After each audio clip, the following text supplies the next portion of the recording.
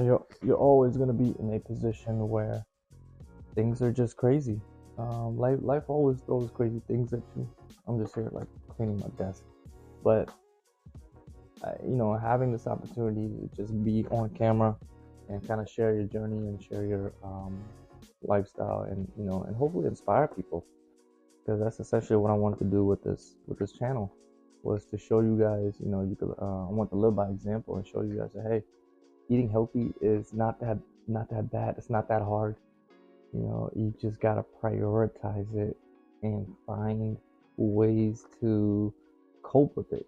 Find ways to add it into your lifestyle, whatever that is. So even if you're busy, if you're, if you have a desk job, if you are construction, you can always find ways to add in healthy habits. And I think once you start doing that, it becomes natural. And then once it becomes natural, you're gonna start to enjoy it, and you're gonna reap the benefits. Because the problem what I see, especially in hospitals, is that people are there in the hospital, they're in the beds, with these diagnoses and diseases, but they're only there because it was too late.